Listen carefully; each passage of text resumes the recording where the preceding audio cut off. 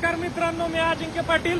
मी आहे करमाळ्यातल्या आपल्या सीना नदीवर संगोबा बंधाऱ्यावर. आपण 4 दिवसापूर्वी असाच एक व्हिडिओ पोस्ट केला, कारण त्यावेळेस आपल्याला समजलं होतं की भरपूर प्रमाणात पाऊस चालू आहे आणि सीना नदीला महापूर 100% येणार आहे.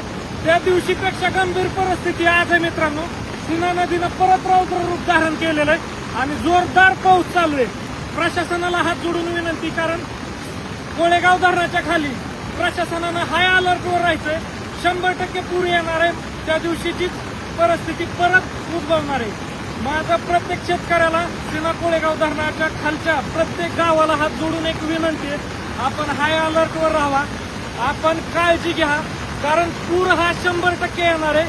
धरणातून पण पाणी सोडायला जोरदार प्रमाणात चालू आहे. 50,000 क्युसेक्सनी धरणातून पाणी सोडायला चालू आहे. त्यामुळं बोत्रा असेल, खाली रिधुरे, नंतर केवड, उंदरगाव, त्याच्यानंतर मोहोळ तालुक्यातली गावं, सोलापूर मधली गावं, ह्यांनी आज हाय अलर्टवर राहायचंय.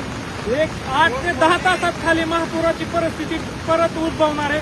प्रशासनाला विनंती, आपण हाय अलर्टवर राहायचंय आणि प्रत्येक गावाला सतर्क करायचंय. धन्यवाद. माडा, मोहोळ, सोलापूर इकडले सर्व गाव लक्षात राहून दे मित्रांनो. तुमच्यासाठी खास व्हिडिओ अजून एकदा. तर बघू शकता तुम्ही, सीना नदीमध्ये आता सध्याला नगरवरनं पाणी एवढ्या पद्धतीने येत आहे.